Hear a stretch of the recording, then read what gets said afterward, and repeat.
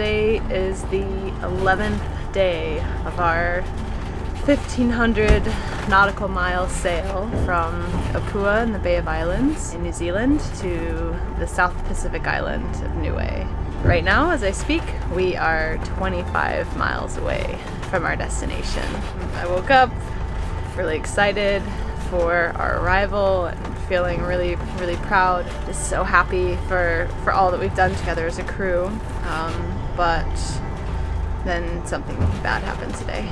And I had my watch in the morning, like at sunrise, and afterwards I decided to take a little nap, and I woke up at about 7:45 in the morning to the sound of like screaming, just like the worst screams that I've ever heard.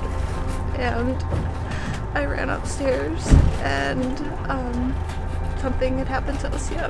The furler got twisted and she was trying to fix it, and the line slipped or something, and her arm just got kind of like jerked and ripped and twisted, and really scary. And I feel like it should have been, you know, a really exciting day for us, and now I just sort of feel like we've sort of let everyone down, you know, like our goal or our plan was to deliver everyone safely to Niue, and we failed at that. This is the story of a sailboat named Sylvia and the ragtag crew that call her home. Join us each week as we explore our planet, both above and below the surface, and find out what it's really like to live a life at sea. This is Expedition Drenched.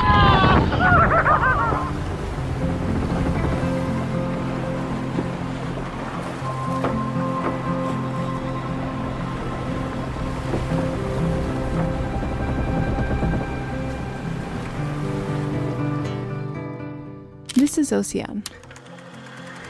When we bought our boat Sylvia in New Zealand, she was one of the 9 humans in the world who were crazy enough to voyage across an ocean with us. To say that we barely knew what we were doing would be incredibly generous. She taught many of our original crew how to sail. So when she had to leave back to her home country of France to have surgery on her arm, it felt like a little piece of Sylvia history left too. But now, 4 months later, in the South Pacific paradise of Vanuatu, our Oceania would be returning back to us. But in true Sylvia fashion, there would be plenty of shenanigans involved. So I've got a bit of a secret that I've been holding on to for weeks now, and that is that I've been telling the whole crew. We have a new crew member coming. She's 21, she's from France, and her name is Angela. But the secret is Angela is actually Oceania. So at first I thought this was going to be a really good idea to like have this big secret and surprise everybody, but I told them way too long ago, weeks, so now what's going on in their head is like, well, who's this girl? Can we find out more information about her? Can we have a video call maybe? Where's a photo of her? And it's kind of getting awkward at this point where I've just like been dodging all of these questions where they probably think I'm just like a weirdo, just not telling them anything. So I don't know, maybe the cat's out of the bag. I don't think so though. But I finally spilled the beans to Jordan, and today's the day. So we're going to go ahead and run into town, and we're going to grab a local bus, get to the airport, and pick up Oceania.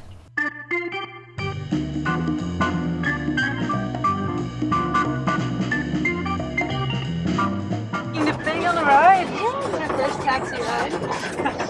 She found her first ever puddle on the way. She rolled in the mud. Dirty girl.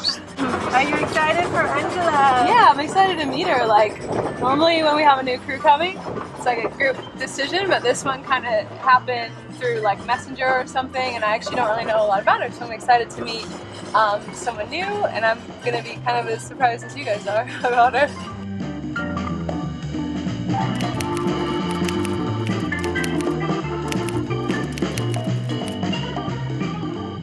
Well, I really didn't expect that. That's like this explains so much. Like Angela's not a French name. Oh, Man, Jordan knew. Oh my God, you're lying to us.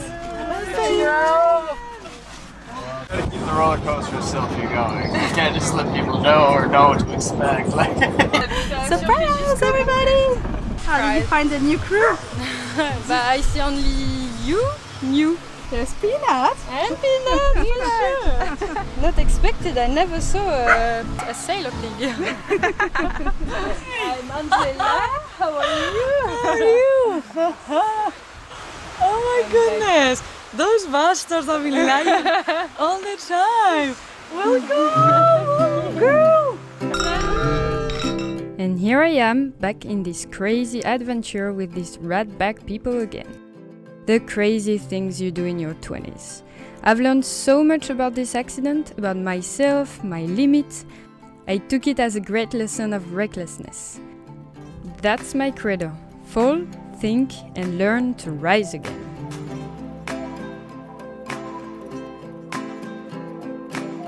Brought a piece of French with me. You have to open your mind because I brought a very French one. Huh? Remember this morning you were telling me you were so curious about Angela, you couldn't wait anymore. Maybe I knew somewhere in me. Well, I told Emily, I'm so curious about Angela. We don't know anything about her. Who is this girl? We asked so many questions. Is she a sailor? Does she have any experience? Is she a diver? And he was like so... Does she edit? Yeah, does she edit? And he was very, very vague about it. And now we know. And so, how do you find Angela so far? It's somebody else than I expected, but I'm super happy.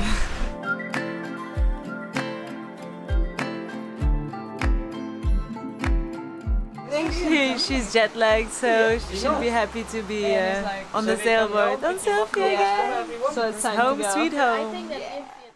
We didn't just choose this bar because of their pig-friendly dining policies, but also because it was the site of one of the most famous World War II stories of Vanuatu, Million Dollar Point. Our gracious host wasn't only a bartender and a chef. My name is Gilbert, I'm from Luxembourg. I'm the only Luxembourg in Vanuatu, that's for sure. He's also a knowledgeable historian of Vanuatu's involvement in the war, and we were excited to learn the real story of this famous and rather peculiar event the next day. Welcome to Million Dollar View, which is also Million Dollar Point. To understand the significance of Million Dollar Point, we first had to understand the involvement of Vanuatu, which was then known as New Hebrides during World War II. 1941, the Americans came, and they came with 200,000 soldiers who were based here in Luganville. So the whole town from here, all the 8 kilometers down to the bridge in town, or 9 kilometers, there were soldiers, 200,000 of them, in camps and in hangars or whatever.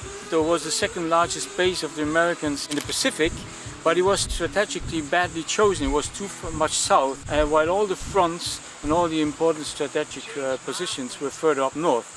So these 200,000 soldiers who were down here with all their material had nothing to do. Only 2 Americans soldiers got killed in combat during the whole war here in Santo, only 2. And very few Japanese. There were some Japanese around too. You find a lot of these trays here, food trays.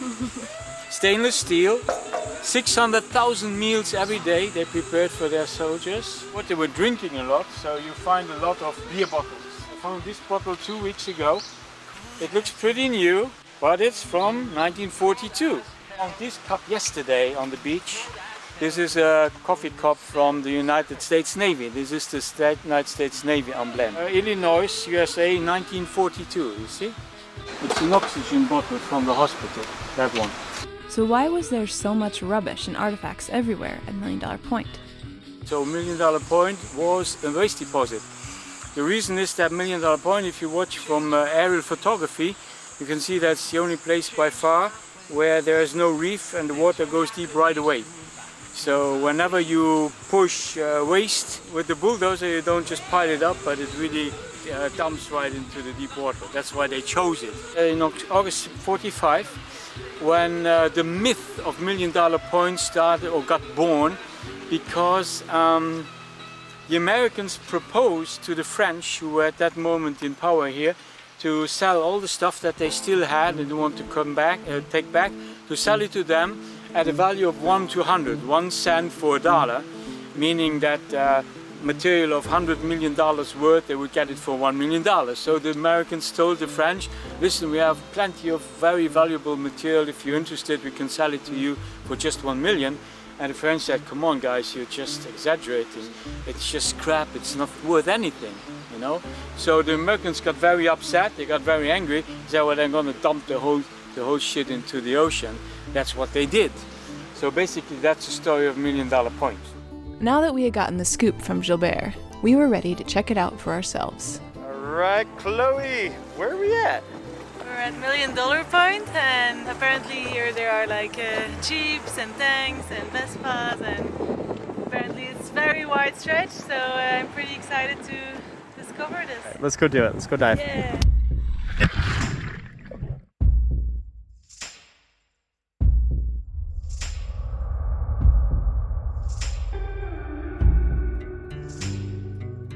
The scale of the wreckage was enormous. It was so surreal to witness what was basically a seafloor composed of twisted metal, which represented such a stubborn, even spiteful act. Thurston Clark, a travel writer, described the scene. The Seabees built a ramp running into the sea, and every day Americans drove trucks, jeeps, ambulances, bulldozers, and tractors into the channel, locking the wheels and jumping free at the last second. Engine blocks cracked and hissed. Some Seabees wept. Ni Vanuatu, witnessing the destruction of wealth that their island would never see again, at least in their lifetimes, thought the Americans had gone mad. When the war ended and it was time to bring all the troops home, there wasn't enough room on the boats for the troops and all of this equipment as well. Additionally, there were some new laws in place which prohibited a lot of the equipment to come back from foreign soil. Hoping to stimulate the US economy with building new things, they didn't want to flood the market with all the used equipment from the war. So when the French refused the offer, they were actually gambling that the US was just going to leave all that equipment anyway. They certainly didn't think that the US was just going to turn around and decide to just dump all of that equipment in the ocean instead. And to the people of Vanuatu, who have little to nothing, to sit there and witness the US being so wasteful, dumping all of this equipment into the ocean, must have really felt like a kick to the stomach to them. Many have called the wreckage at $1 Million Point a monument to the futility of war. And if there's a silver lining in any of this, it's that the area is now a protected marine reserve and now provides habitat to a stunning variety of marine life. It's also one of the few chances that non-divers will have to experience some of the mystery and drama of exploring a living piece of history underwater, as a large area of the site is shallow enough to be enjoyed by snorkelers from the surface. Diving $1 Million Point is just scratching the surface of the World War II history under the water here in Vanuatu. And our next dive is going to be pushing the limits of any wreck diving that we've ever done before. Tune in next time for the tragic tale of the SS President Coolidge, as we explore the final resting place of one of the largest shipwrecks in the entire world.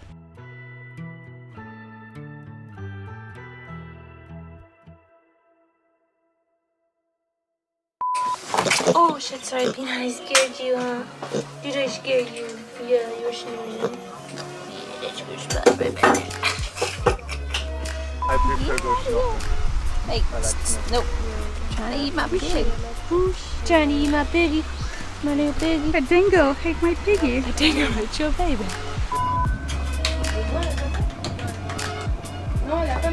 Ay, gordito. Ay, ay, ay, ay, ay, ay, ay, ay. Si can't resist, baby.